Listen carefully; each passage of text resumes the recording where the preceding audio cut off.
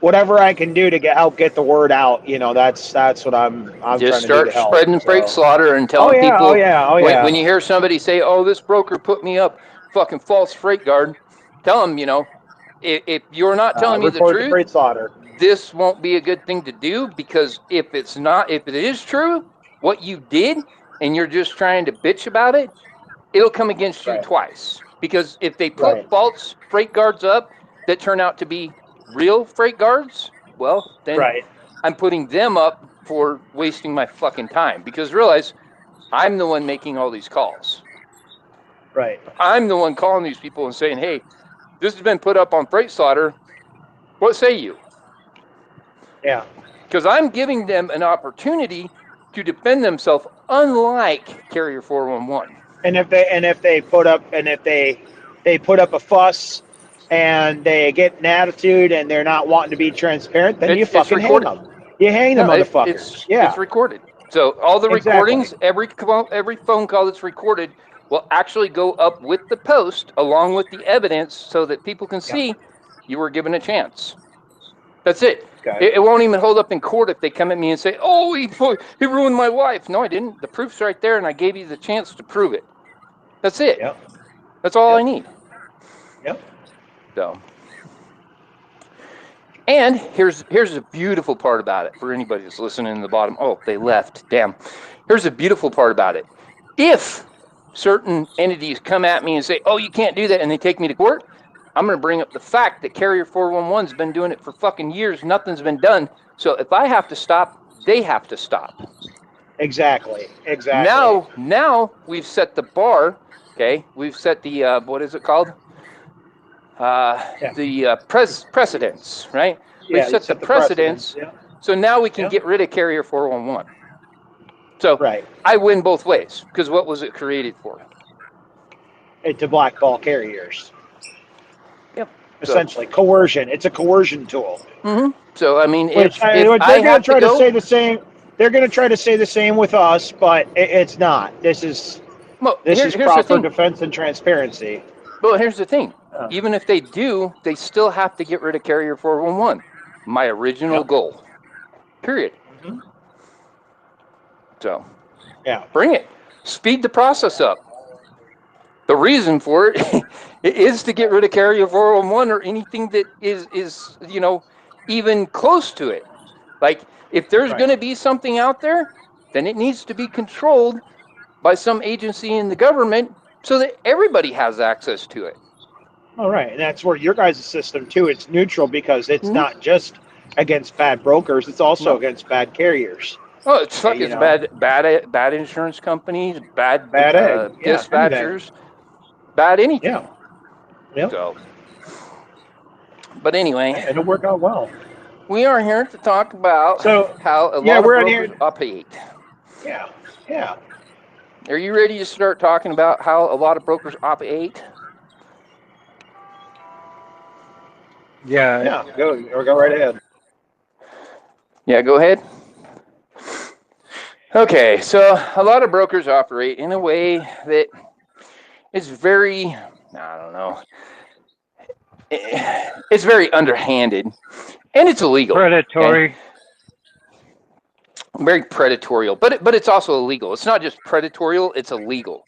It is illegal for a broker to go get a load and then pass it to another broker and take a cut. And that's what they've been doing. And it might not be one cut. It may be 4 cuts, like in Chris's, case at this point. You got...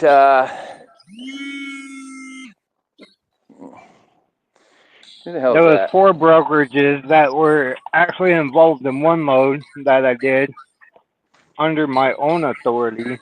And then I even did one as a company driver that had 3 different brokerages. Yeah, so... And RXO is actually in both of the loads that I've done.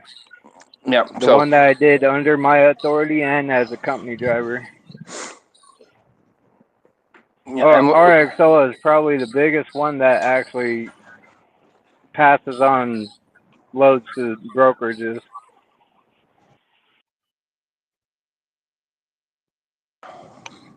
right?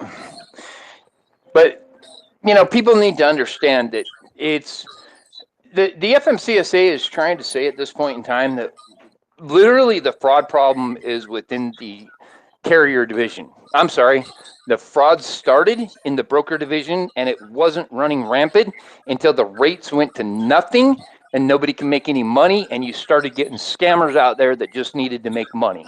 So they did what they needed to do, and all of this boils right back down to the point that the federal government has refused to regulate a broker, period. And it's easy. I've explained it before, right?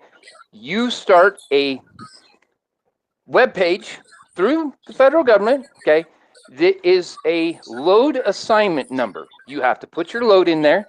You have to put where it's going from, where, blah, blah, blah, all this other shit, right? And if transparency is law and we're going to enforce that, then right there in that little header right there, you put how much it pays, right? How much you're being paid for it. And we just go at that rate. Then I can go and search that number that's been assigned to them and see if that matches their load and the broker that has that number. If it doesn't, and it's not matching up with who it's supposed to match up with, then we have a problem. So you don't take that load, right? So it's real easy to fix. You assign an MC, one MC for all of the entities, whether it's a shipper, a carrier, a receiver, a broker, a dispatcher. Everybody in the industry has a MC. Like dispatcher is a D, right? Broker is a B, carrier is a C, right? One number assigned to everything, and that is linked to your social security number. You get one per lifetime. If you fuck up, you're out. Easy enough. So I'm trying to get the video of the seminar where he was actually explaining the fraud, but he only mentions motor carrier. Yeah. Not only that's that, because they don't want to regulate the broker. yeah, I get They that. don't want to do their job that's been there But since here's the 1980. other side to it. So FMCSA back in 2022 actually had an open comment section on redefining what a brokerage is. I have it up in the Jumbotron. So Friday, Do it. June 16th, 2023, today the U.S. Department of Transportation Federal Motor Carrier Safety Administration issued regulatory guidance clarifying the definition of broker and bona fide agent. The FMCSA issued the guidance response to a mandate in the Infrastructure Investments and Jobs Act, also known as the Bipartisan Infrastructure Law, and the Fiscal Year 2023 Appropriations Act. The guidance clarifies the definitions in the Code of Federal Regulations with an eye toward efficiency and defining financial responsibilities. FMCSA issued in, interim guidance in November of 2022.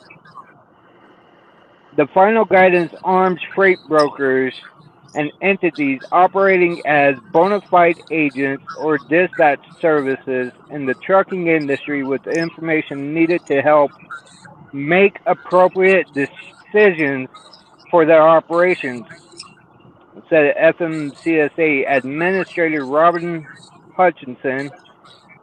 What everybody knows, she's the former administrator. She was the administrator when this all took place. It also helps clarify for regulated carriers whether they should work with the entities that do not have broker authority and associated financial responsibility. The guidance offers clarification for brokers, dispatch services, trade associations, and other stakeholders across the trucking industry. Now, here's the biggest part of it. Okay, they had this open comment section back in November of 2022. FMCSA reviewed more than 130 comments filed during multiple comment periods for this guidance and considered them as part of the Oh, agency's wait, decision wait, wait, making. wait a minute. Wait a minute. Wait a minute. You didn't tell me it was multiple comment sessions. I thought it was only one. So they only had 130 comments under multiple sessions. So they continued throwing it back up so that they could get more comments, and they only got 130 comments. Now go ahead and continue. Well, it says they reviewed more than 130, but that could mean 131, 132, 133, whatever. But at the same time, But it doesn't say more than 6,000, right? Nope. Oh, okay. I got you. FMCSA also sought comment on the guidance at a broker listening session it conducted during a major trucking show earlier this year. So that would have been earlier back in 2022. FMCSA works to give regulated entities the information they need for efficient operations, and this guidance helps entities know when operations require broker authority. Yeah, I was right there front row at that listening session. That's where Lee Schmidt asked him, "Do you guys ever audit any brokers?" And FMCSA admitted red-handedly, no. Okay, well, it gets better. So continue. And what they did change the industry forever and started the role of fraud in this market. I guarantee it, and you'll find out why. Yeah, hopefully, because I can't find the document. But so the only reason I put this up is because basically they reviewed a little bit more than 130 comments on this session during the open session, but yet they can't make a decision on the transparency Well, hold when on. there's Hold on a second. over You 6,000. you need to reiterate what their decision was, what they decided at that point in time that really put a change in the industry. Okay, or you want me to do it? They made it so a broker can claim that they are a dispatcher when they call you. They made that okay. So in other words, a broker can now take a second cut, pretend that he's a dispatcher dispatching his own damn loads because nobody trusts a broker. That's what they did with 130 comments. But they can't seem to follow the the law that's been in effect for 44 years now and enforce it, saying that we get our transparency. That's the problem in this industry is 130 brokers made a comment, but 6,900 what the hell was it? 6,970 comments were made on transparency, and fuck, we just can't make a decision. It's just so hard to make a decision. Well, wait a minute. It was law. It's not a decision. And then it's they pass actually off the buck. They pass the right. buck off to the FTC and the SEC to not follow up with enforcement procedures. Right. That's what I'm saying. Is this new information that we've come about says that in 2022 they decided with 130 comments that it was okay to make a broker able to claim that they were a dispatcher. Now, let's go in reverse from that. Yes, it's still illegal, but how the hell does a shipper know that it's not actually a dispatcher? Because the way it's stated is the dispatcher, okay, can actually contact a shipper, okay? They can get their own loads, they can do all that, but they have to be working directly with a broker. So in other words, they're trying to make it so that it's all reversible, and so the dispatcher can actually help the broker because he is the broker, right? And he can claim that he's a dispatcher when he calls these places. But in reverse, how do you not know that it's not a broker at all? It's just a damn dispatcher that is going out getting fraudulent loads, putting them out there, and then stealing them themselves. I'm just saying, fraud went up right about this time. So where did the fraud actually take place? Now, Well, you got to figure they probably came to this conclusion off those 130 some odd comments. You know, the people reading them within FMCSA were probably former TIA and ATA members, more than likely, came to this conclusion. well, see, now we're getting to the bottom of it. So you're starting to figure it out, right? Everything's kind of leaning towards the broker and what they want to do. And why is this? Because everybody in those organizations is part of that whole organization. So this is all kind of to the point now that, you know, without unity, we're really fighting an uphill battle because here's the thing, you're not getting shit done there. They're already on the opposite side of this. Okay. So without us forming unity, without us stop being, you know, the lone wolf attitude going on, right? Without us saying, hey, we are bigger, stronger, and a lot more powerful than you'll ever be, even as a 3-letter agency, okay? We're not going to take it anymore. We're going to take our own freight. We're going to do our own thing. We're not dealing with all your stupid ass regulations. We're just going to go over here and we're going to do our own thing, right? Because they're going to continue voting towards the broker. I promise you. 6,970 fucking comments will not be enough for them to make a damn decision. But 130 was.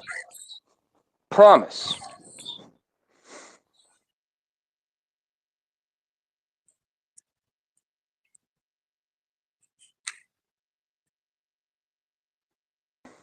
Your mic's open, Ignacio. Go ahead.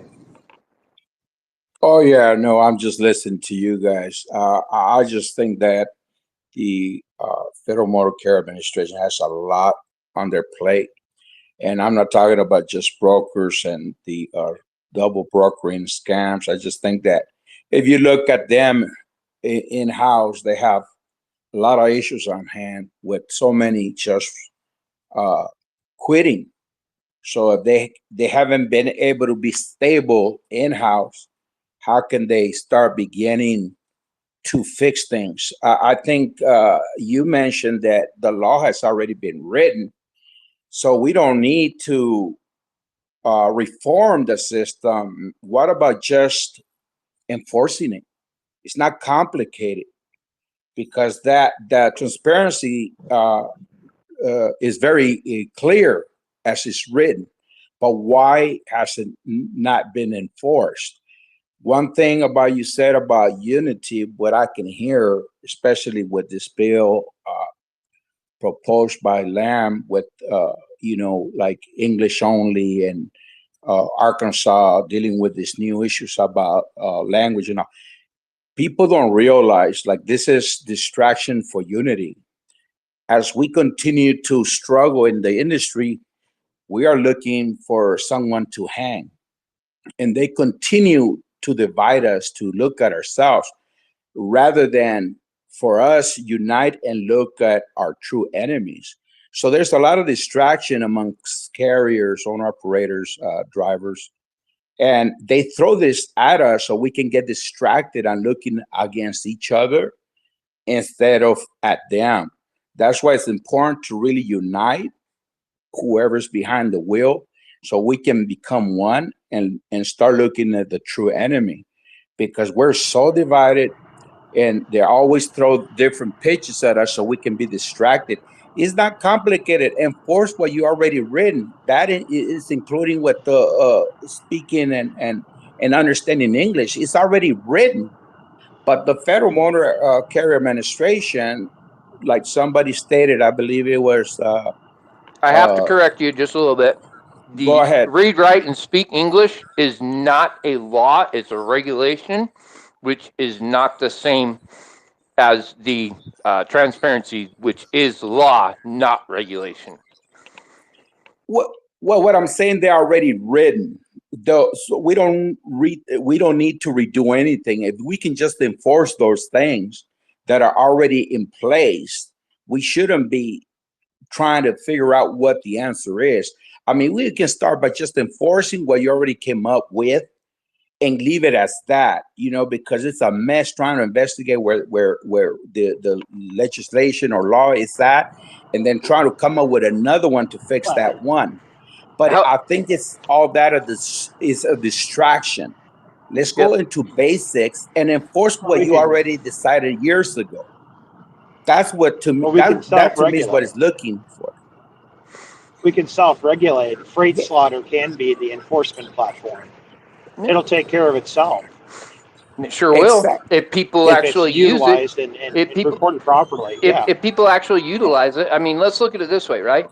If you look up lineage logistics and there's 19 comments that say this place took over 24 hours to load me, are you not going to tell that broker at that point in time, I want $150 detention after 1 hour and I want to put on the rate con, or I'm not taking the load, right? I mean, if a broker is making their phone calls and they type in the next place they're going to call and it says this place has not paid me, and they still owe me $50,000 in freight charges, right? Are they going to call that place? Probably not. So if you have the people on blast, one, people are going to stop fucking around so much. Excuse my French, but people are. They're just not going to do it. Now, if you get the FMCSA to tie the MC to a social security number and only one issued per lifetime, it's going to be a lot more important to not F around and find out because you're out of the industry, broker, carrier, shipper, everything, if they regulate it with one MC, with the classification behind it, and you have to have just that MC, and it goes back to all your classifications, right? So if that's done, would that not clean itself up? So I actually found the actual uh, documents on this whole issue, like the open comment section. I got it up in the jumbotron. There's 3 different pages for it.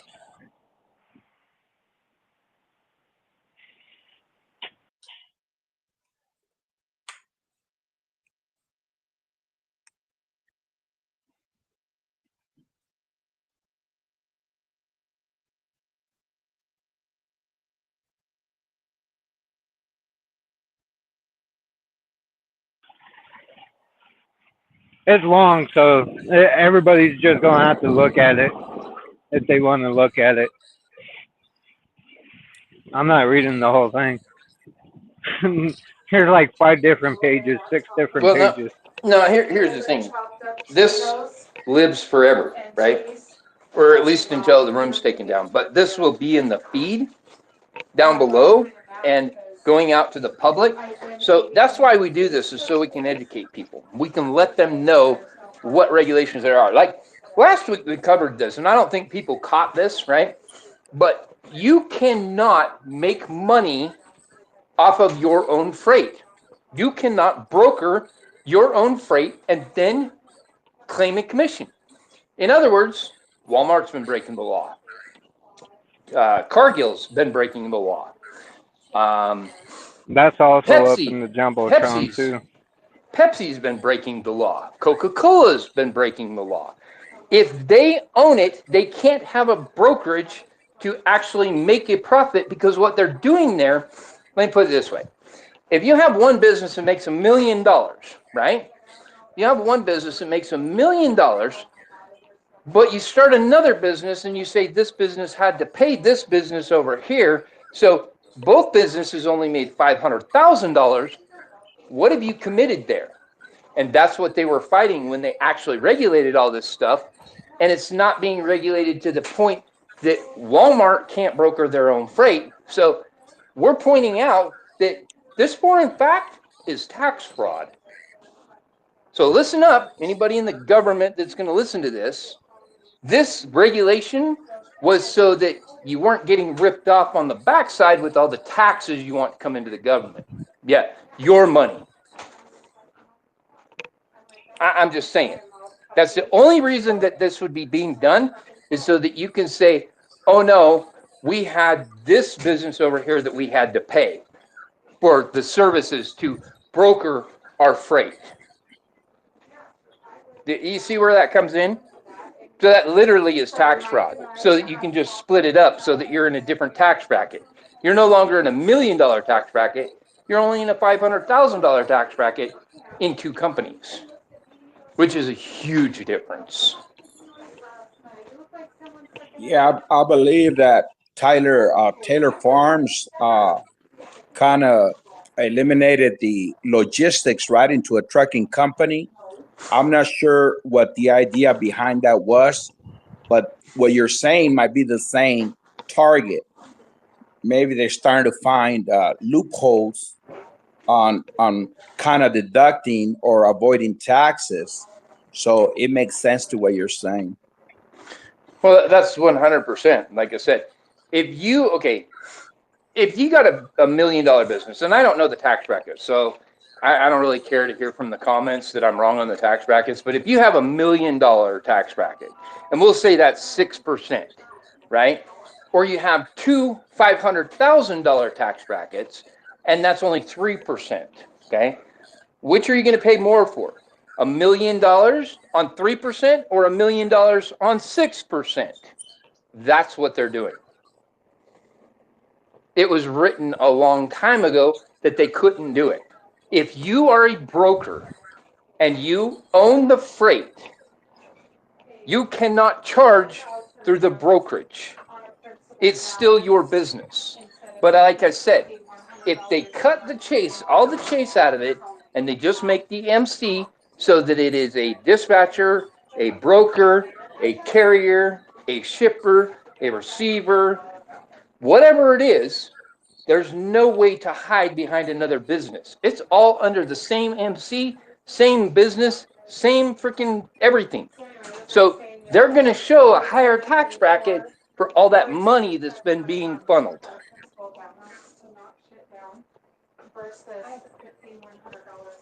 That regulation is in 49 CFR 371.9, I believe. Let me double It's either check. 9 or 10. It's either 9 or 10. I remember that. Yeah. So it's 371.9, rebating and compensation. A broker shall not charge or receive compensation from a motor carrier for brokerage services where the broker owns or has a material beneficial interest in the shipment, or the broker is able to exercise control over the shipment because the broker owns the shipper. The shipper owns the broker, or there is common ownership of the two. A broker shall not give or offer to give anything of value to any shipper, consignor, or consignee, or their officers or employees, except inexpensive advertising items given for promotional purposes. That's interesting. So this goes back So to the Walmart's whole, guilty of fraud, right there. yes, and that's what I was going to bring up, is Walmart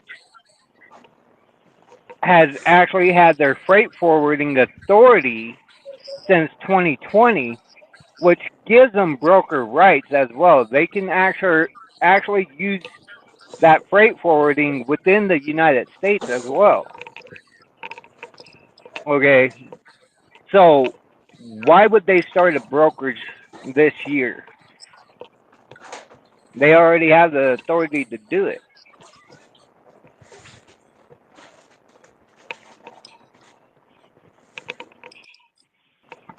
Well, hold on. The more important thing is, why do they need to even have that in the first place? Because they already own the freight. They can get a hold of a broker and have the broker do the job. They can get a hold of a freight forwarder and have a freight forwarder do the job. Yep. What they're doing is splitting the money so that they can be in a different tax bracket across the board. The same reason that they're using each DC individually. And I think that should end too. Each DC is considered its own business. Most people don't know that, right? So if each DC is considered its own business, you don't have to claim that you're a multi-billion-dollar industry. You're only a couple of 100,000 or $1 million industry, right? Think about it for a minute. Amazon's doing the same thing. It's actually legal. We just showed that.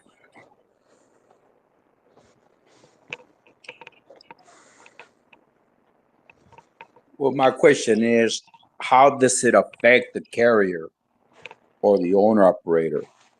Well, see, here's the thing, Ignacio. Anymore, we don't care how it's affecting the carrier or the owner operator. What it's doing is taking more money out of our pockets because they're taking another cut, right? But we don't care about that. They pushed the envelope, decided to screw me right out of my career that I've been doing for 31 years, pissed me off, and I'm moving forward with it, and anything and everything I find is coming to the forefront. I don't care if it affects us or not. Just like Sage Outcast, he gets in people's business, doesn't even affect him because he doesn't like it. Well, you activated one of the biggest a-holes you ever met. Oh, That's all there is to it. Well, here's the other side to it. So whenever they're taking a cutout, that means there's less to go towards the carrier. That's how it affects the carriers. Because by the time it gets to the carrier, it's already gone through 3 or 4 different hands at least. It's death by 1,000 cuts, is what it is. Mm-hmm. Yep. well, that is true. I mean, everybody's trying to get a piece of the cake, but I believe that we still have the power to decide and to put a price on our service.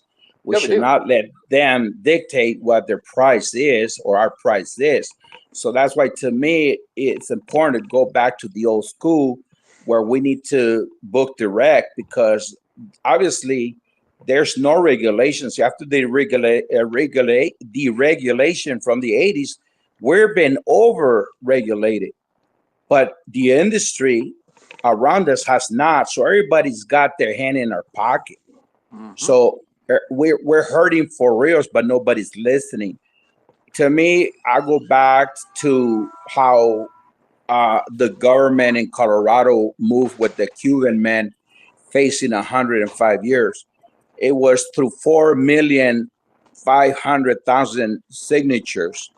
I believe until they see something massive like that from drivers, carriers, owner operators, that's the day that they will listen. Because a lot of these things that we talk about is common sense, but it's in every single angle already. Too But see, many are. here's the thing though, Ignacio. Yes, Do you sir. see how many people are in our room right now? All of us are working together, right? Okay. Yes, sir. All of us are here. Okay.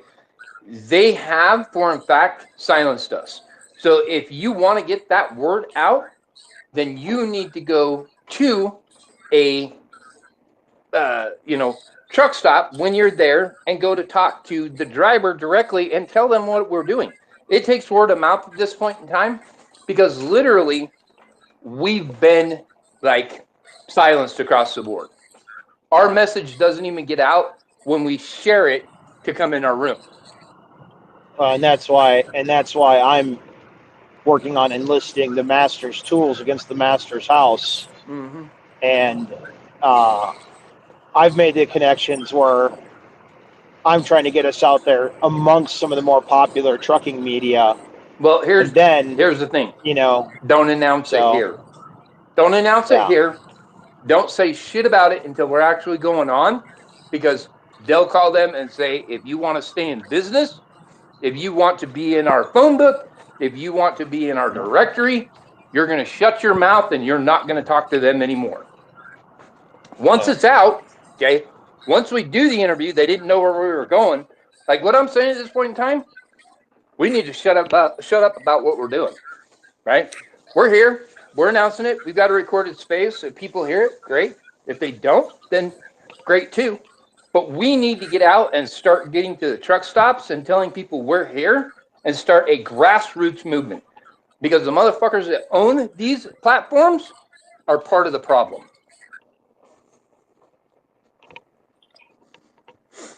Yeah, 100%. We got to do that. We got to have some sort of promotional way we can spread the word, get it out there. Well, before I rent my trailer out, it's going to be a nice big mural, a freight slaughter on it. Yep. Just saying. We can get some cheap stickers with that freight slaughter logo, and have a QR code. Nope. No Pretty QR code. simple. Nope. No QR code. QR codes can be manipulated. Oh, okay. We don't use QR codes because if somebody changes a QR code on a sticker or something, somebody goes and scans it, they get a virus or something, then they can come back and blame us. Okay. So we're announcing right now, just our the website organization then. will never have a QR code. Okay. Well, the website's right on it. They can fucking type it in. I mean, if they're too lazy to type in pastimeforachange.com, I mean, I don't know what to tell them. Yeah. It's real easy. There are motherfuckers out there that are that lazy. They want everything spoon-fed for them. And as far as I'm concerned, those in the industry that are like that get what they fucking deserve then. Well, like I said, I created it for those that want change in the industry. I didn't create it for those that don't want change in the industry. If you don't want change in the industry, then go. We can get some stickers, some cheap stickers and cheap wristbands, stuff like that. We can get that kind of shit and start flooding areas with it. So, well, I mean, you can get a shirt. Shirts are easy to make. Too. You know, we can get some, you know, iron-ons or whatever the hell it is, and you know, start passing them out to those that, you know, actually give a shit about changing the industry. Well, we can get some print on demand going. You know, like I said, we've already been silenced. I promise you. Look at the room. Oh, yeah. Look at the room. You knew it was happening, so here we are. We've got announcements. We've got all kinds of things all over the place. Doesn't scare me. And nothing's going. But what they don't realize is they're also screwing with the computer programmer.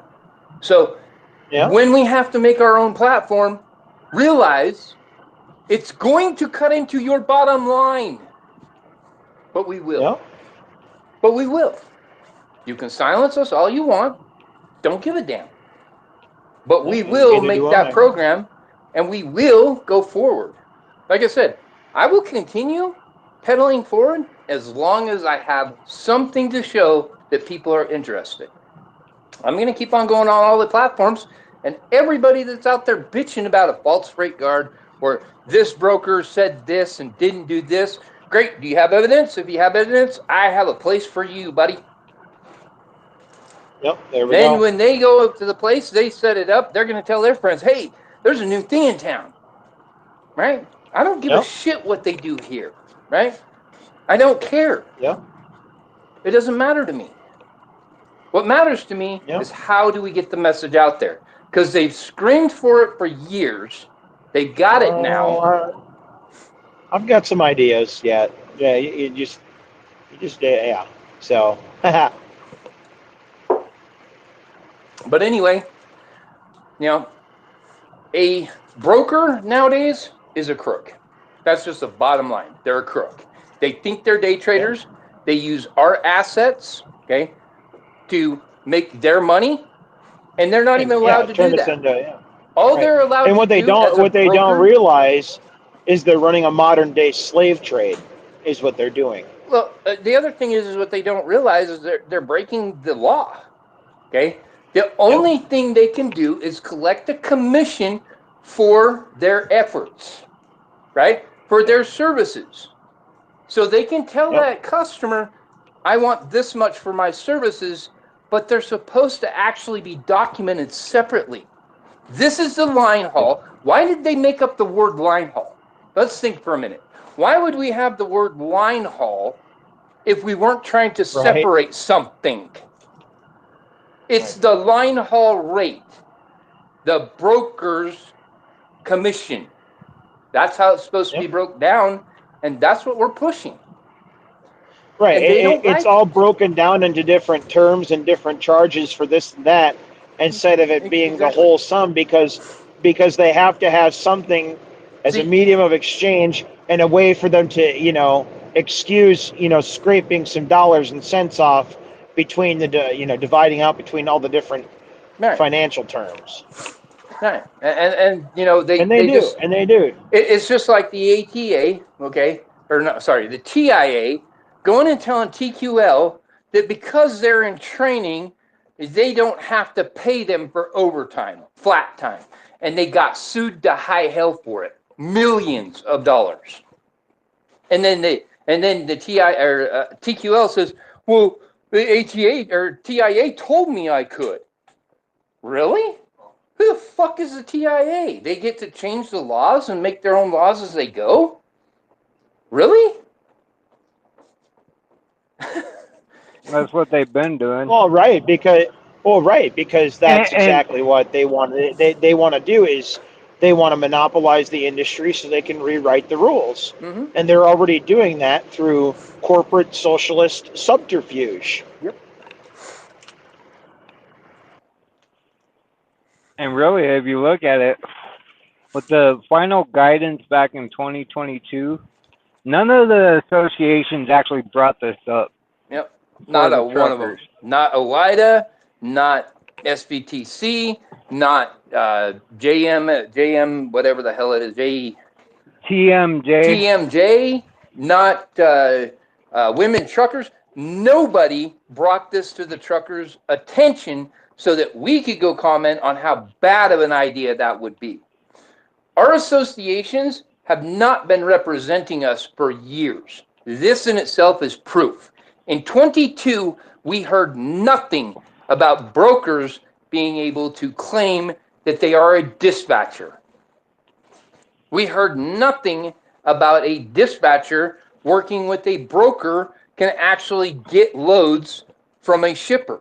That's why my phone calls have changed a little bit. It used to be, before I found this, okay, it used to be you can't have direct freight. Yes, you can.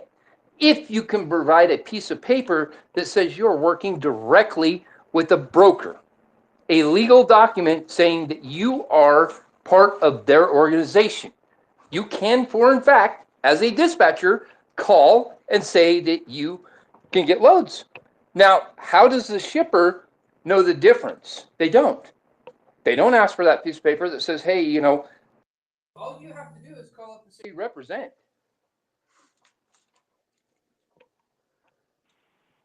Yeah, all they gotta do is say Hey, that I'm they're doing 10-10 on the side. This representing is my dad. Hold on. RXO or whatever brokerage, TQL, any of them. That's what a dispatcher could do.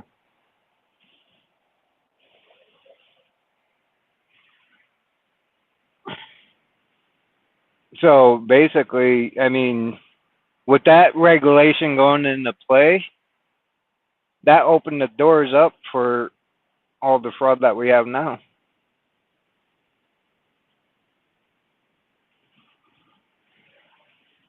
That's why loads are getting stolen. That's why carriers aren't getting paid.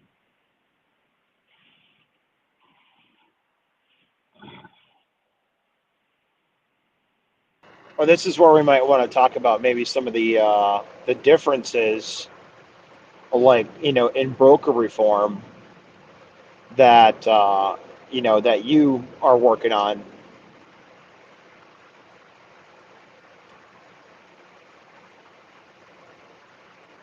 What do you mean? Broker Well, as reform. far as like like as far as how like systems like yours will reform how brokerages work. Oh, with freight slaughter? Freight slaughter, you did justice for truckers. Yeah. I mean, that, like Michael said earlier, I mean, people have to use it. That's all they got to do. Yeah, And it would actually they clean gotta up. Yep. sign up, use freight slaughter, start documenting these issues, Hmm. reporting them legitimately. Sign up for the capacity, and then we can we can utilize that capacity to reform, you know, uh, what it is to be a broker. Yeah. We can reform and get rid of that and make it into the true intermediary it was supposed to be. So, because this is the way it was explained to me of um, how when you know back this was back years ago. My dad dealt with brokers, but the broker acted as a true intermediary.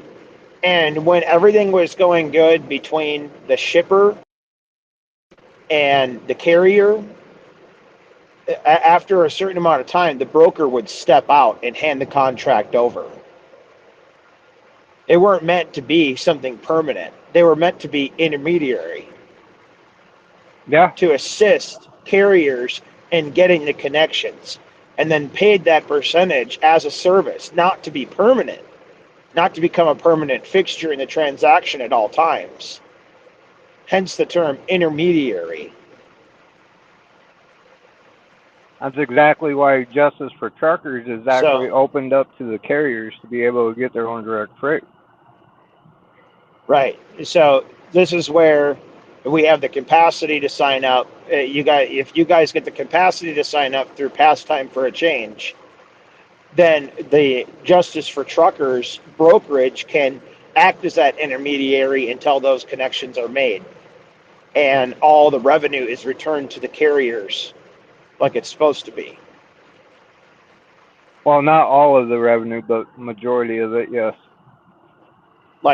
Yeah, you're gonna have 2% in there or so to keep the operating expense of the brokerage and for factoring, I'm sure. So,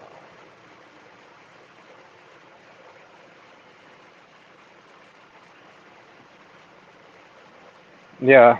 Um. Yeah. The way that the brokerage is, I mean, any carrier can set up as an independent uh broker agent to be able to go get yeah, their own contract, and they get a 2% finder's fee that anything that they don't carry that still gets pushed off to another carrier, they still get 2% for a finder's fee. Now, if they want to facilitate that load all the way through to find the carrier, say they got a buddy that's a carrier, and they want to give them the load, they get an extra 6%. So a total of yeah, 8%. Now, if right, they haul it on their own equipment, they're getting 99% of the load tender. right, right. What?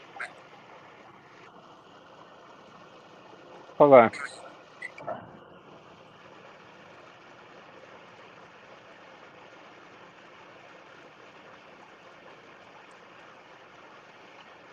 So yeah, it sounds to me like it's much more ethical system to use that restores the power back to the carriers, which is the whole end goal of everything we're doing is to see the carriers achieve what they should be achieving, and to make sure that middlemen aren't taking and getting something for basically nothing. Yeah, so even Bradley even said, so I want to bring this up, and I was hoping he would come in. I invited him in, but Bradley mentioned last week that his average is 17%. Okay, Bradley's an independent broker agent that works under a brokerage authority. So that 17% average that he was talking about is just what he made, not what the brokerage authority made, because they take a cut. And typically, from most of the independents that I've actually talked to, the brokerage authority gets 20% of of the rate that after the carrier gets paid, right? So yeah, 20% plus the 17% that Bradley says he averages. Yeah, he said 17 to 22%. So you're talking 37 to 42% of the fucking load. Yep.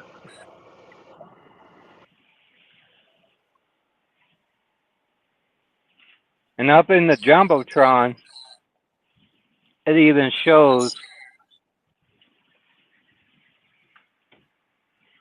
It even shows.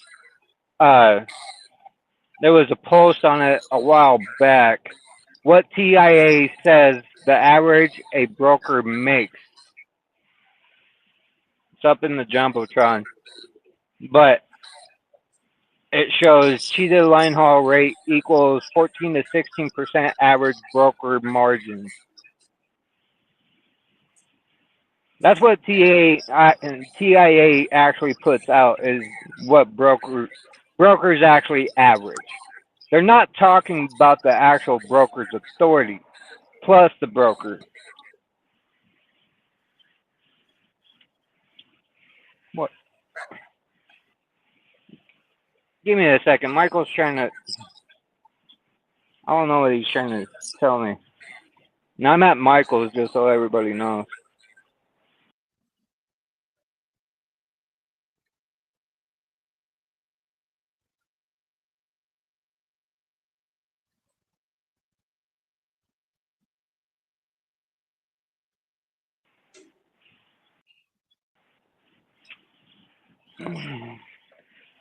Michael's having issues.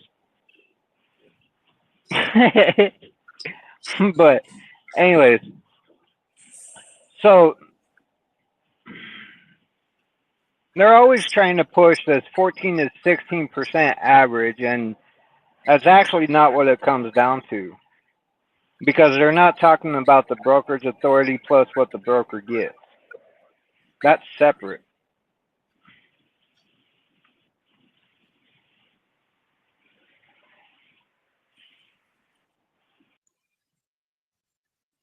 Yeah, so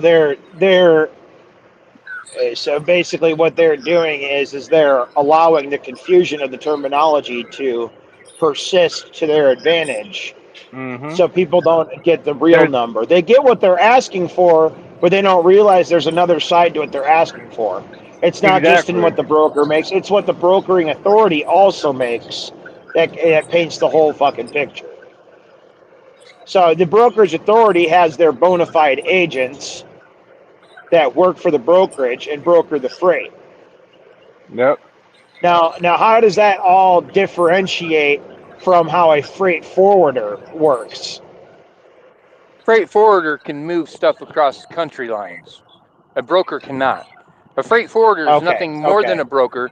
A freight forwarder can actually move it anywhere, across country lines, okay. state lines, by train, by boat, by plane. They can do all that. A broker can only move within the United States. And So, on trucks, or can they right. also go to rail? I'm not sure of that. I'm not 100% sure whether or not a freight No, even forwarder can move. a freight for you have to have the freight forwarding authority to actually be able to move on rail. Okay. Okay. Yeah, that was my So major. freight forwarder, yeah, is by truck, by rail, by ship, by plane, any which way you can move it. They have the authority. Okay. Right. Yes. And the That would be broker, a freight forwarder. see, and that's that right there. If Walmart already had that entity, why did they need a brokerage this year? Why does that make sense? If they can already do everything that a broker can do, why do they need a brokerage other than to split the money? So they're actually committing tax fraud.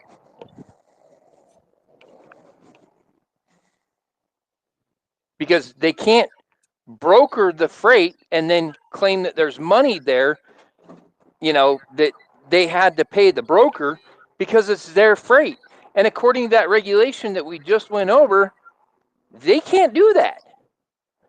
You can't broker freight and claim a commission or a margin of any sort if you own the freight.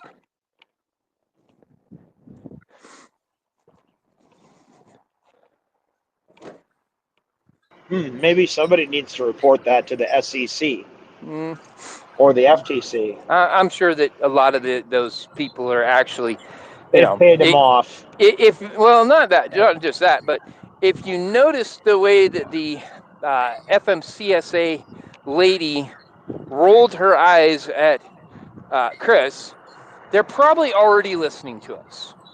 They're not going to come in because they don't want to be called out. They don't want to be called up. They don't want to be seen. But this is a recorded space. So I'm sure that somebody somewhere is listening. In fact, I know they are, because That's fine. there's people that are actually coming out and saying exactly what we're saying. So Right. the only way for that Well, to come out is if they were listening to us. I want to point something else out. So, ever since the truck show, since I left the truck show, FMCSA and DOT's tags automatically come up on my post.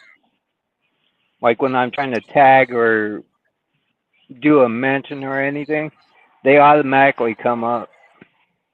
I don't follow them, so why are they popping up?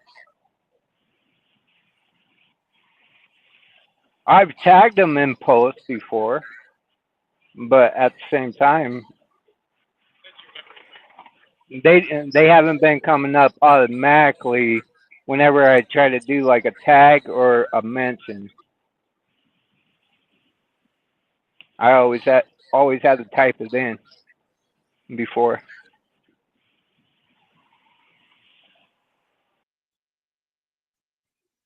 But having a brokerage does not mean success. I think we can learn from UPS buying Coyote, right? I believe it was Coyote that they bought.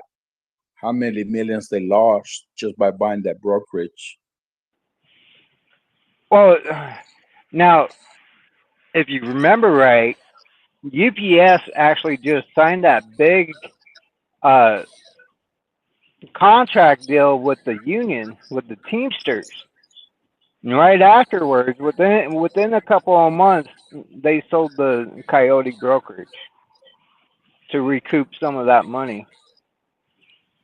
Right. So it does not mean success just by having one, because they were a Mm-hmm. good example of that.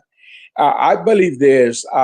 What I heard from some brokers, including today, brokers are struggling themselves. Like I said, I'll be completely transparent with you guys. I do fellowship. I serve the Lord, and one of the brokers, he was thinking of giving up and committing harm to himself. And I had to work with him. Why? Because he lost like $5 million in 1 year, and everybody abandoned him, workers, even fiance. So I know firsthand that they are also struggling. I believe the broker industry, just like I don't know, a brother here that I don't know on the line, I mentioned his dad taught him about dealing with brokers. I go back 33 years, and I never heard of brokers. When I started, I always did direct accounts. But one of the things that I do remember is brokers had integrity. They were transparent, and a handshake was good enough. I usually tend to do business with local brokers because if they refuse to pay, I can go knock on their doors and ask for my money. That's how I always view doing business with brokers, local brokers. The what the broker industry has become. I'm gonna just give an analogy here. Brokers at one time they were like the make companies, and now they have become like the swap meet. there's no more quality, there's no more trust, there's no more integrity. They're kind of villains. So this is what it has become.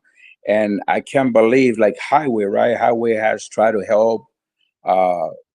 MIS is trying to help. But even despite all this, I know Truck Stop tried to do a lot of more verifying. When I subscribe myself to Truck Stop, they ask me for my license, MC, all these things. So a lot of groups are trying to close the gaps. Unfortunately, the holes got bigger. Uh, so to me, Yep, but hold on a second. As they tried closing those gaps, a certain organization got a hold of every single one of those ones that you just mentioned. Okay, RMIS, Highway, and Four Kites. Okay, are all now part of the conglomerate to work with ELD companies, which all of them are on board, okay, and the organization is TIA, okay. So there's a big check going out to all these people that are working with them to form the geolocation, okay. So now they've formed a system where they have access to our ELDs because they're part of the conglomerate that they're doing. That's why I said we've only got one way out of this, okay? And that is that we conglomerate and we say, you know what? We're not going to sign your rate con if we have to use RMIS.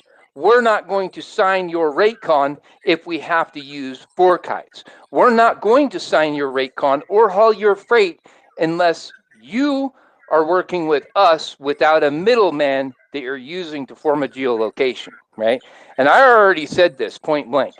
If we all accidentally, changed our batteries the same day and we had the ELDs, in, I don't know, a what the hell is that called? Where it blocks a signal? A forte bag.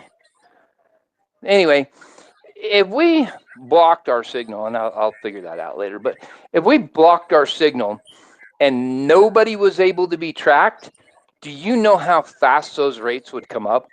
And you didn't plug your ELD back in? Oh, whoops, I said it. Shit.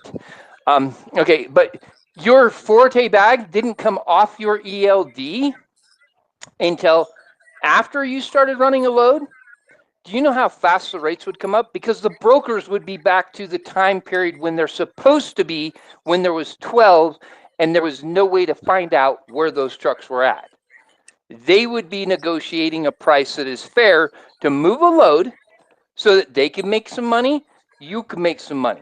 But right now, they know exactly how many trucks are in the area. And why is that? Because Four Kites, RMIS, and Highway are all in conglomeration, partnered with the ELDs, every provider, okay? And they are forming a geolocated map on us, okay, to actually give the brokers where we're at. Just like they've given them the ability to see if we have an inspection, right? They could have done that themselves, went to Safer and looked for an inspection. But what they're looking for and what they don't understand is that's a roadside. That's not my annual inspection. You want my annual inspection? I'll give it to you. Whatever, right?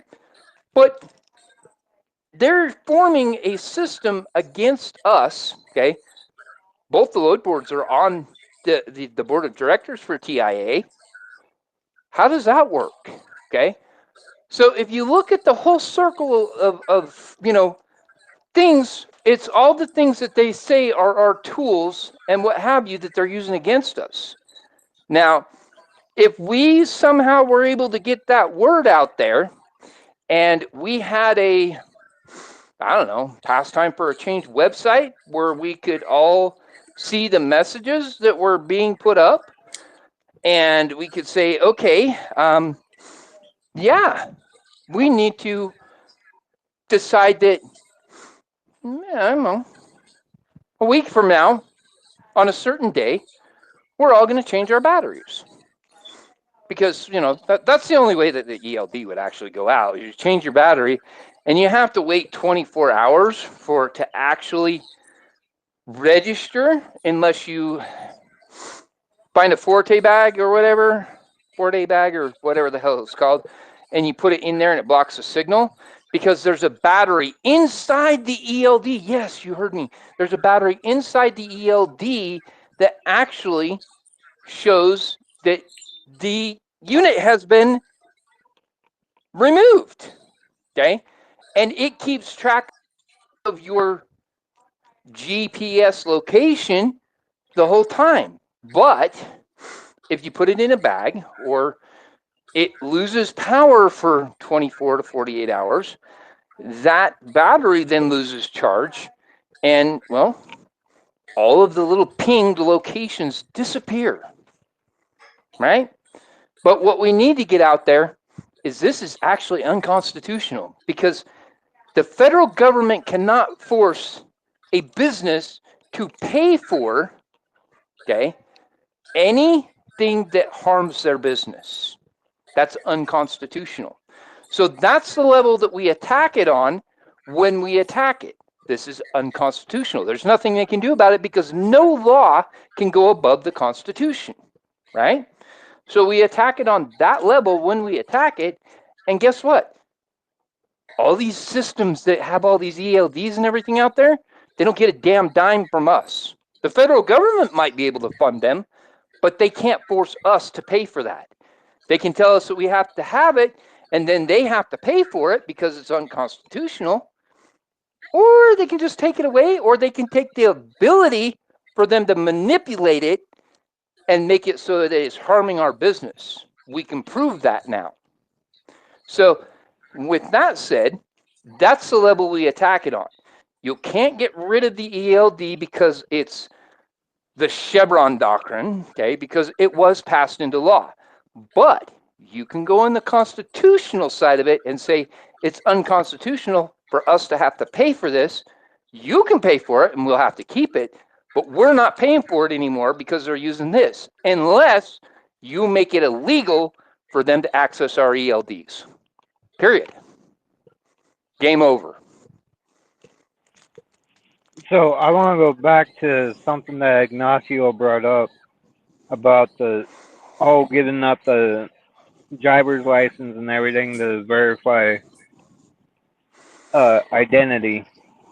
So there is no reason anybody needs a copy of your driver's license except for being an employee. Yep. Well, I mean, there's reasons, but they're all bad. Yeah. I mean, if you give them the driver's license copy, they can send it to somebody else and say that they're actually the ones driving it. I would never give somebody a copy of my driver's license. Well, not only that, there's other ways to actually verify someone's identity. Like, you could do a video call to look at the driver's license.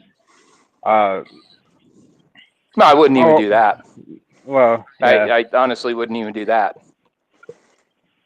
Well, that's why I thought it was extreme. I mean, they went extremely cautious, supposedly, because I was investigating them, asking them questions about what they're doing, allowing all this fake brokers to access their accounts.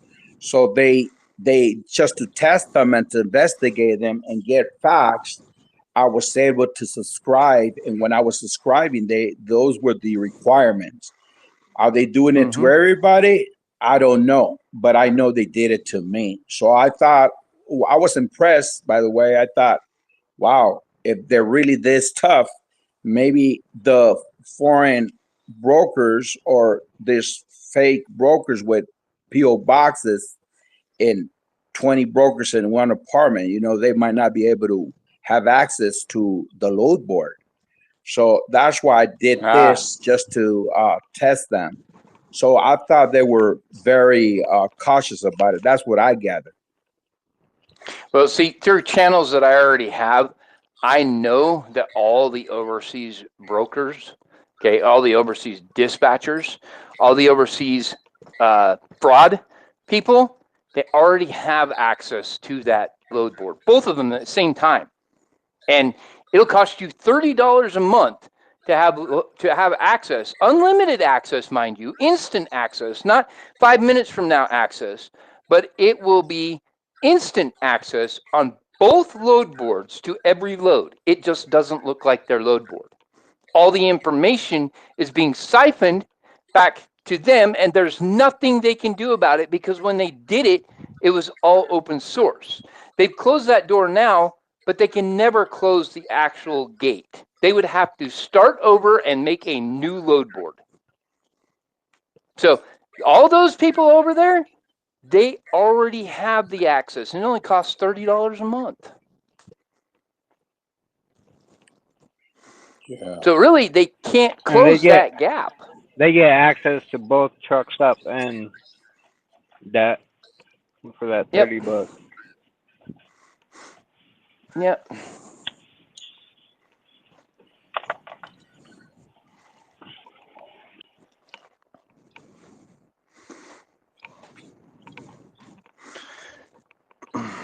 So I don't you know, see any changes happening anytime soon. I think the Federal but Motor Carrier Administration is focusing on safety, and safety is no, way out of hand.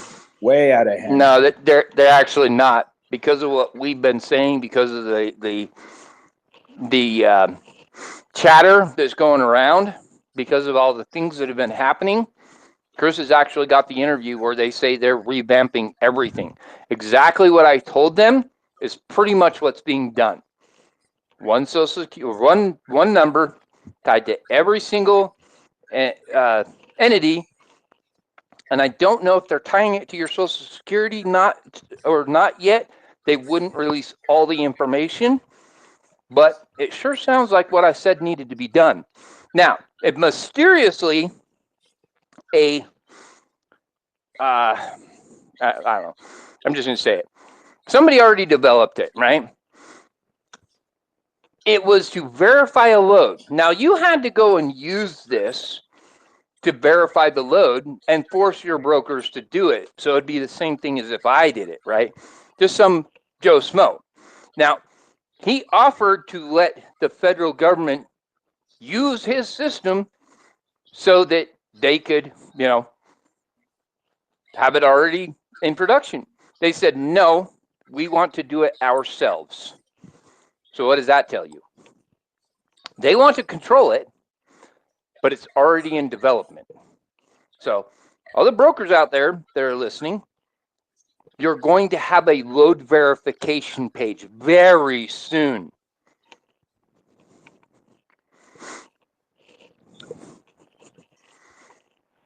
Wow. Hopefully. Hmm? Hopefully. Hopefully sooner rather than later.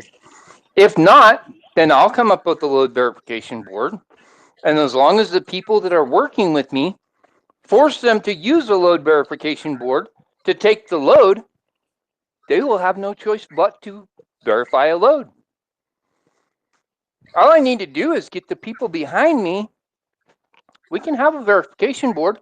If they refuse to use it, they don't get their loads moved. But if we're just going to go and keep on working against each other, none of this is going to get done.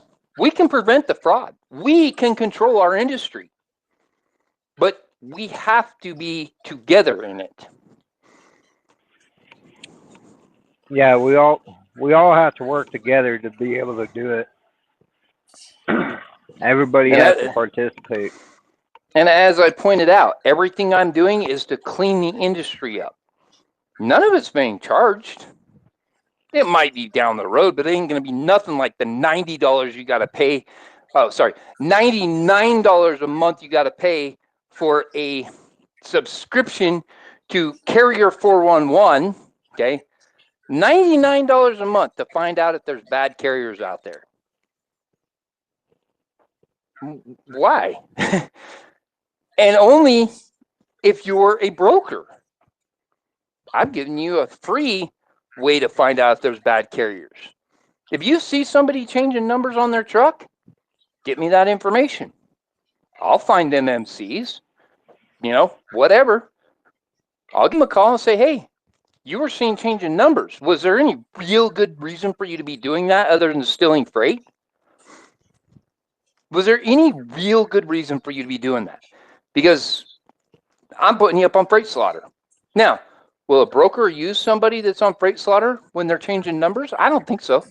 Not unless they like fraud. So we can control this industry. I've given you the tool to do it. I'll give you more tools to do it if you use the tool I already gave you. It's easy. You get put up for false freight guard. You make a report. I call the broker and I say, was there a real good reason for this? Send me the proof. If you don't have one, it's a false freight guard. Everybody with an internet connection will know that you put up a false freight guard. That's it. At least I'm giving them the opportunity. I'm going to share some with you guys. I don't want to disclose it because somebody was already working on this. I've learned some 2 years ago. I have a friend from high school that is into the construction business. And 2 years ago, when I was talking to him about his business, he does water damage, fire damage, reconstruction. And in our conversation, he was telling me that they can no longer just do open contracts if they want to work with insurance. He was telling me that he has to buy a system, an application sold by independent company to make sure that the insurance approves of this contract and the government approves of this contract. The contractor approves on this contract, and so does the homeowner. So this application here has to be approved by the government, by the homeowner and the insurance, and by you in order to be a contract. Wouldn't it be wonderful if we had a system like that, a system that will monitor what is the fuel average, so we can get the the fuel charge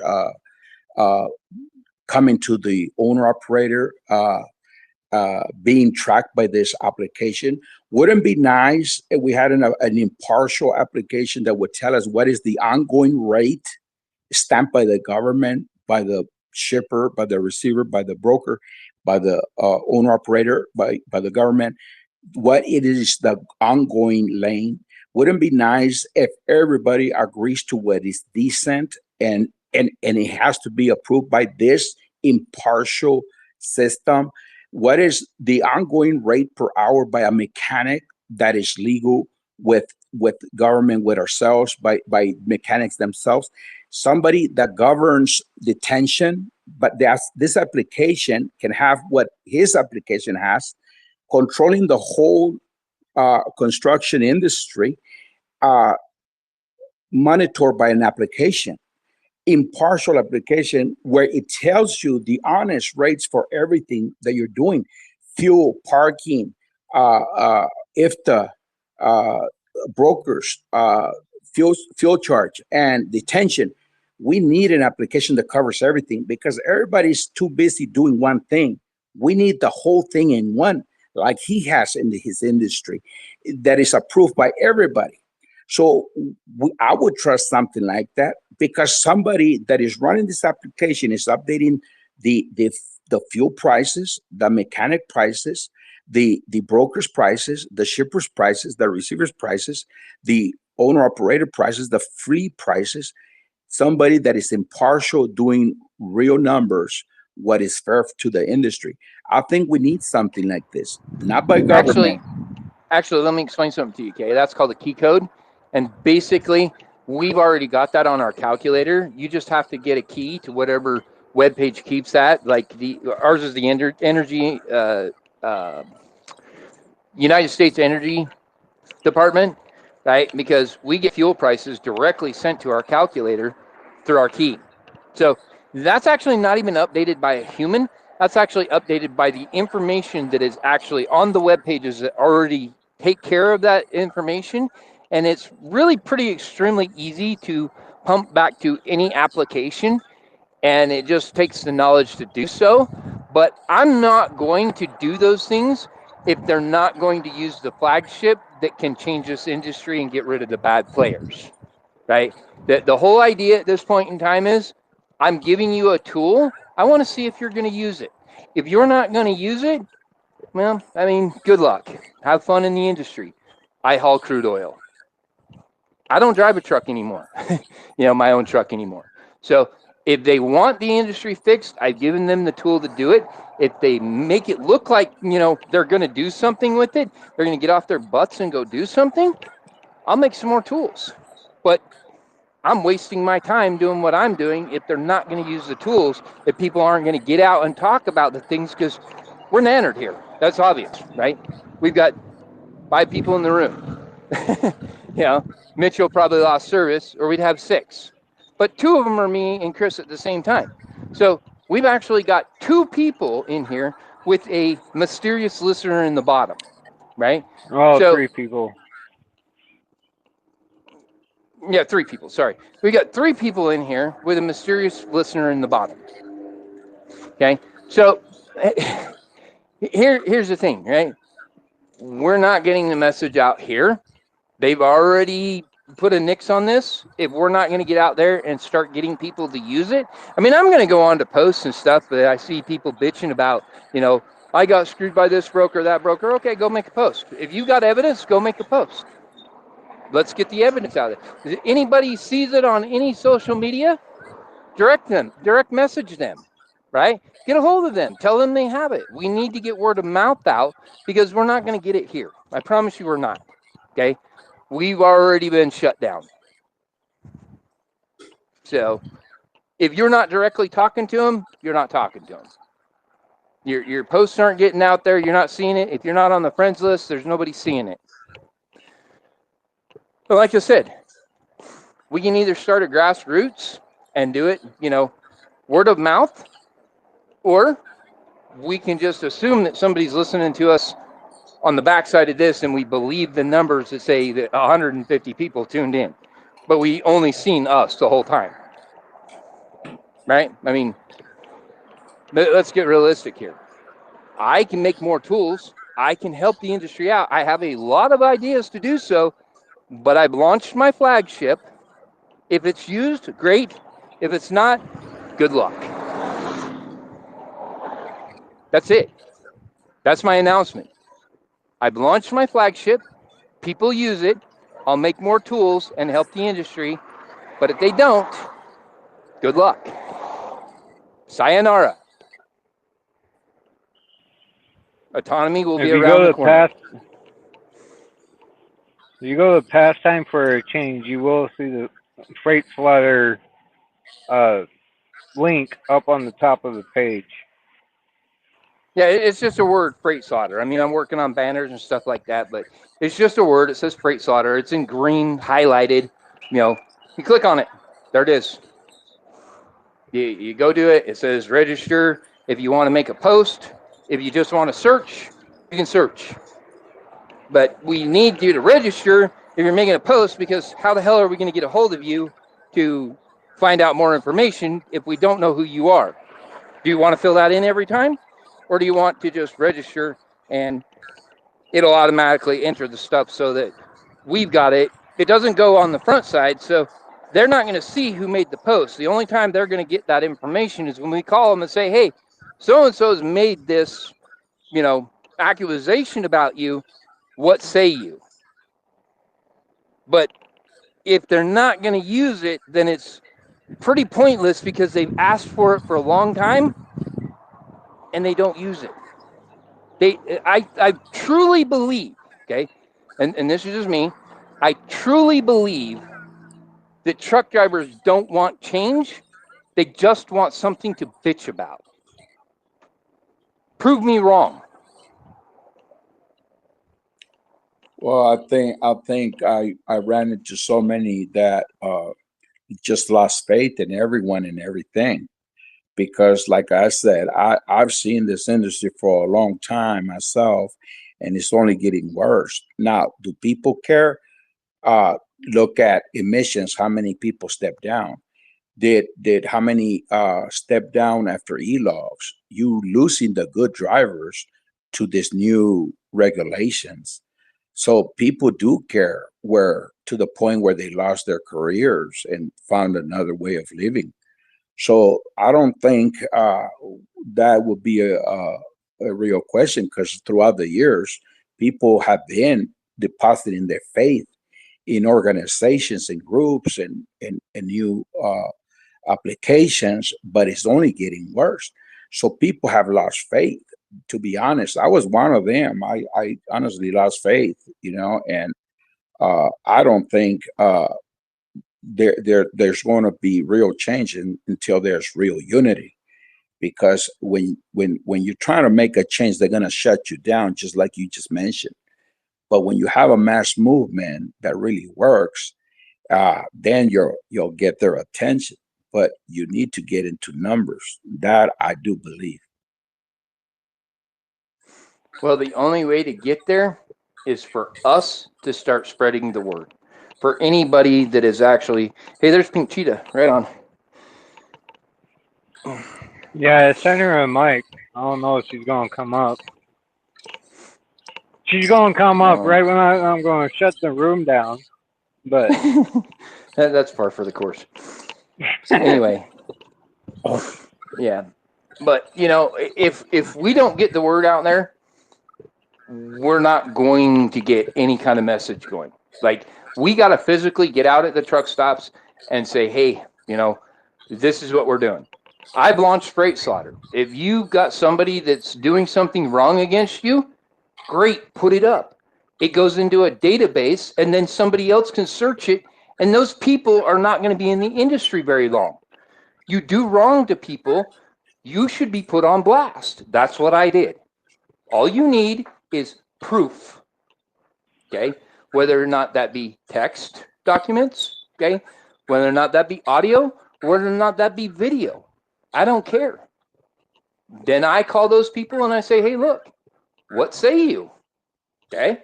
If they ain't got a real good explanation for it, or they just tell me to go fuck off, I'm nobody, and they're not telling me shit like they're probably going to do, that's recorded. It also goes with the post. The post then has all the information that's been uploaded, plus the phone call that I made, so that's 100% legitimate. They can't even take me to court. If they even look at it, they'll be like, holy shit, I'm fucked. That's it. You can't press slander on somebody if it's true. That's all there is to it. There is power in some movements. I'll share a testimony that I lived myself. I had TKL at one time switching appointments on me, and I had a driver sit on a load before, and I myself was sitting an extra day because the appointments were not real.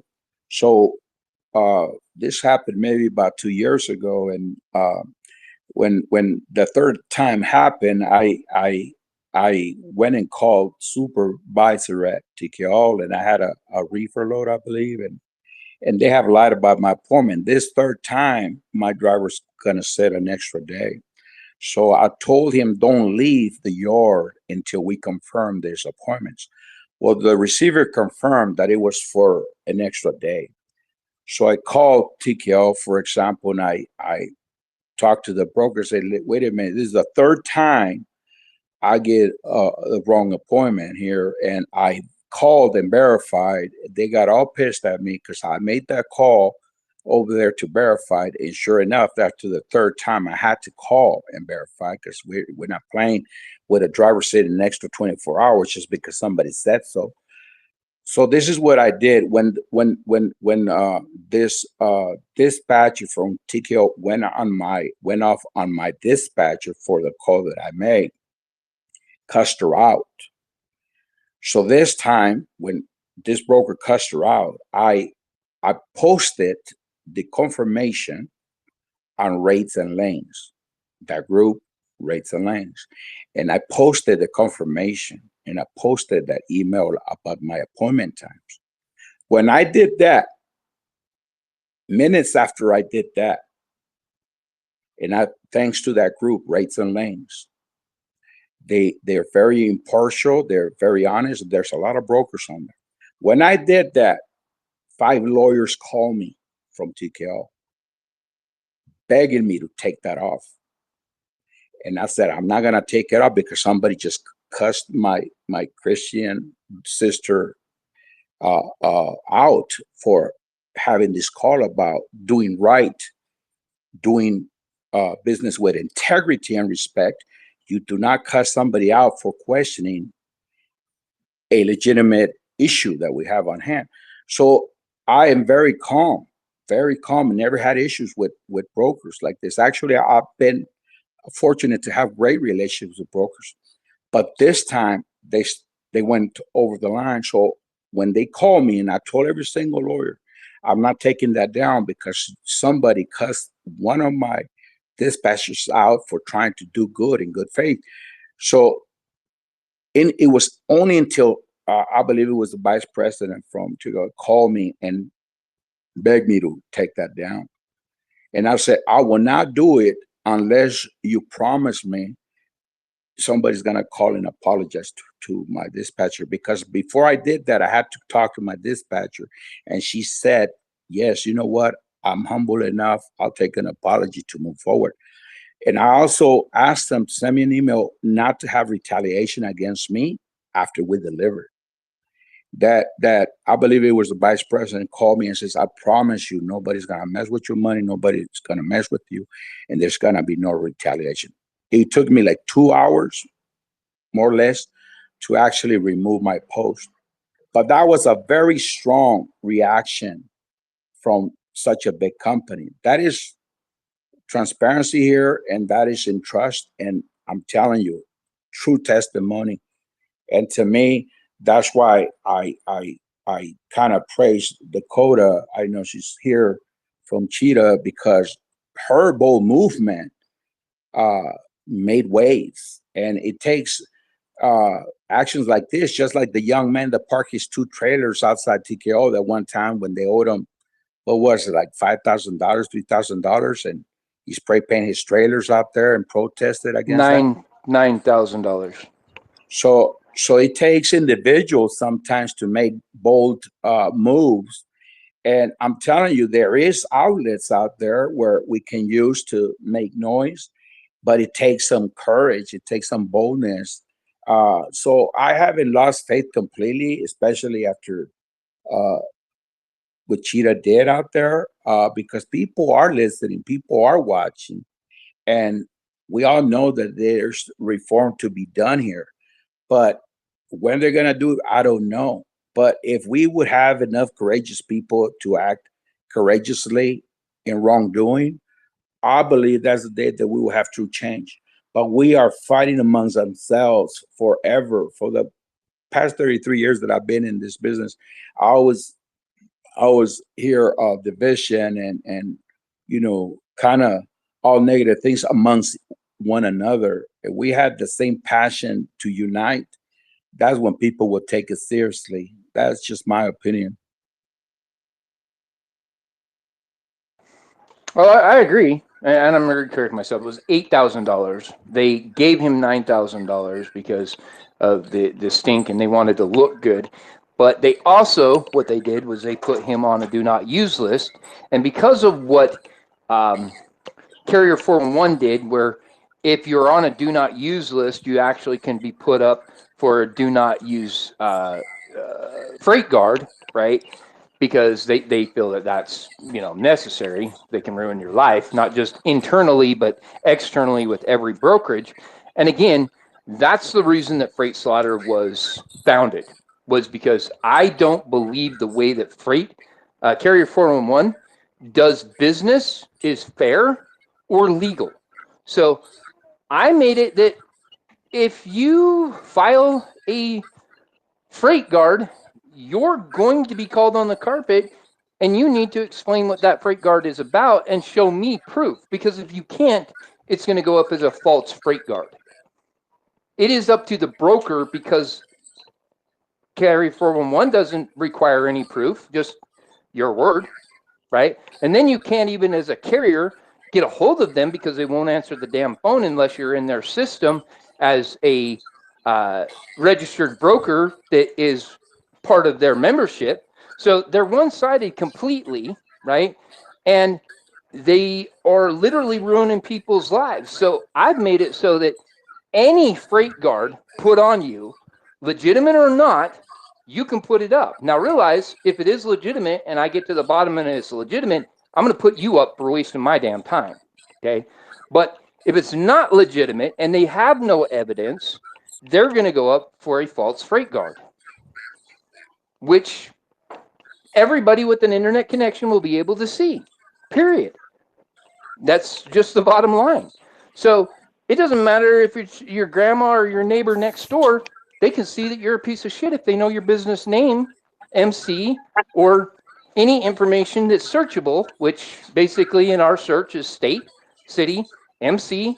Basically everything that you fill out, that's what it's there for, is so that it goes in the database so that somebody else that searches it can pull it up and pull all of those things up. And you'll see everything that you search for. So I'm making it so that the industry will literally know the bad players for free. I don't know how much easier it gets. If a broker doesn't get paid by a shipper, they put that down, right? The next broker's not going to waste their time trying to form a relationship to get paid for moving their freight, because they know that somebody else already didn't get paid. Now, if a broker calls or puts up a freight slaughter and I call the shipper and the shipper says, oh no, this guy couldn't pick up a damn load to save his freaking life. I paid him. I've got proof that I paid him, but he put this up so that, you know, he could try to hurt my business. Well, that broker just got a false freight slaughter. Yeah. I mean, he got a false entry. So he's going to be shown as a liar instead of the shipper going up. But if the shipper is, you know, trash and didn't pay the bill, can't prove that he paid a bill, well, then he's going up, and who the hell's going to use him? A carrier uses my system. They search that shipper by state name and city. That pulls it up. There you go. There it is. And even a simpler, like I said earlier, Lineage Logistics. And anybody that's been to Denver, Colorado, Lineage Logistics knows that you're going to be there for a F-load of time. I mean, just indefinitely almost, okay? So if you pulled it up and you've got 5 people that say they've been there 19 hours trying to get loaded, and it's a BS place, you have the ability to then tell that broker, I want $150 an hour after an hour, put on the rate con. Now they're locked into that. Holy crap, not right there. What's going on, Dakota? We're already over like 20 minutes. All right, well, let's let Dakota speak stage, but and see. Hi. How we doing? How are you Yeah. guys? Good. I'm just doing arts and crafts at my house. Nice. I'm down from the stress that trucking brings, or lack of it right now until the truck is fixed. But you guys are doing a good job. I like that idea. Can you send me, like, are you starting this freight slaughter, or Yeah, do you it's on my webpage. It's already launched. Can you send me something to get to it so I can post also? Pastimeforachange.com. What is it? Yeah, I sent you the link, Dakota. Okay. Yeah, I'll check. pastimeforachange.com. It's I on need to our talk to website. you though, because there's a certain somebody that's out there slandering you, and I'm putting him up. But I want to know how much of your personal information or what I need to block out that you care having up there. Okay. So no problem. I need to talk to you later. Respecting you, because I'm not going to rebroadcast all of your personal information, but I actually have the video of him slandering you and then throwing all your information, including your home address, out there. Yeah. So, I'm like, and just hope my ex to I'm be doesn't. nominating him myself on Freight Slaughter. If you'd like to do the same, you can, and I'll give you his MC number. Yeah, I know. He's just, that's a lunatic. Yeah, He said he was look for me at the truck show before we went to the truck show, and I totally forgot. Yeah, well, And then he just showing go and find Chris, because that lunatic won't go anywhere near Chris. Because yeah. Chris is going to remove his tonsils. I was like, this guy's, Yeah, fit with a girl. He'll he's an love absolute me more. lunatic. But yeah, so but as far as it goes, I just wanted to let you know that Thank I'm you. putting him up, but it's in regards for what he did to you. And I don't know how much, if any, you want broadcasted, but I can bleep it out and show that he is actually, because I'm real good at cutting, so I can get right to the point that it says, this is where she lives, and then cut that out, and then, come back in and so on and so forth. So I actually leave your information out. And I'm Oh, smart enough to know that you don't just bleep over the top of it, because if you've got yeah. skills, you can take those bleeps off. So I literally would Mhm. remove the soundtrack so it doesn't exist. Thank you. I appreciate that. So, but yeah, So I'm glad I'm so important to this idiot. the I have a question for Dakota, if I Yeah. may. Uh, Hello. hello, Dakota. My respects to you. You humbled me just by your courage. Thank Now, I know you've been through a lot and you stood for yourself, and righteously so. How much can you comment about your journey through this? How much backlash you had? How did it affect you? And what was, I don't know if it's final yet. I know it's a process, but to your opinion, or to your journey, through your journey, was it worth it what you did, or how difficult or how easy has it been? Just for me to know, because I've been following you Oh, uh, because of your courage. Go thank. ahead. Well, I can't comment on anything with brokers. All I can tell you is that I will never wish I did anything differently. Everything I do, God tells me to do or gives me the sign to go, only because I have His back, and I will win. That's all I can tell you. Amen to that. I'm a strong believer myself. So I serve in spiritual warfare. So when you are serving, when you're under submission, when you're under conviction by Hmm. His name, His blood would cover you. So I understand exactly what you mean. In that point, you know what my respect is. May the Lord continue to guide you, give you wisdom and discernment. But Thank you. you are the true salt and light of this world, and I respect you for that. Standing up for what's right. Thank you. Always, always. I've been a loner, like on battlefields by myself many times. When I was in law school, I was some stuff happened in law school, and for the first time ever, they tried to impeach me. I was a board member. I was deciding people's fate as a judge on the honorary court, and these people try to go after me, and it was like the biggest thing ever. I went to Stetson University College of Law, and it was the first time they ever enacted it, and it was just against me. I was like, I had most of the school was behind me, and I didn't know. And all I knew is that I'm going to win, and I thought that nobody was behind except like my close friends, and God got me through that. And I made history in that school for sure.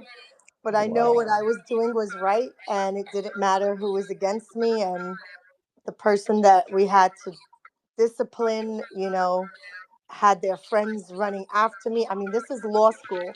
They were doing horrible things where we have a certain amount of books, and you're supposed to share the books to study. And what do? they knew I'm in their class and they would hide the books in the library so I couldn't get them. And at that time, not everything was on the internet, you know. So I Wow. was studying, literally studying to the last minute. And I was like, you know what? I went through a lot because I was by myself at that time. And my skin is thick. I am my mother's daughter. My mother's gone through a lot of stuff by herself. And she's Eastern European, came here with a lot of troubles and a lot of issues and circumstances that happened in her life. And if my mother could go through what she went through, I can endure it as well. Worse, she had worse than me. So Oh, wow. I just So know run. Yeah. my fight is not going to. God does not put me to fight unless I'm going to win. Never, never. Amen. Amen to that. You know what? A very few people has got my attention, but you got my attention. So when I've been kind of following your journey there, wow, I only been like wow. But look, today was the day where I get to hear from you. So you come from strong generations, I see, and then now you're a believer. So you have the judge of judges there with you, Yeah. and you have it in conviction, and you're a seasoned warrior already. Yes. I Well, don't care what I anybody thinks. I care what God thinks. yes, I well, have a lot my of naysayers that are like thinking I'm not gonna succeed, but I've already succeeded because I'm not gonna allow anybody to mistreat me, whether in a relationship or business or personal. I used to because I was a pushover, but now I just know you have to learn to fight or walk away from situations. And when I don't walk away, I'm only going to stay because I have the strength only through God. Because what I've gone through, and I have a lot of stuff I'm going through, I could only go through it unless I'm a happy Christian. So, you know, nothing's going to stop me. That's why I don't care about those people saying things or whatever. They're childish to me. To me, they're like junior high school bullies. wow. Well, you know what? It was I thank you guys here for even putting her on, because that is a surprise to me, and nothing but respect. And may the Lord continue to protect you and guide you.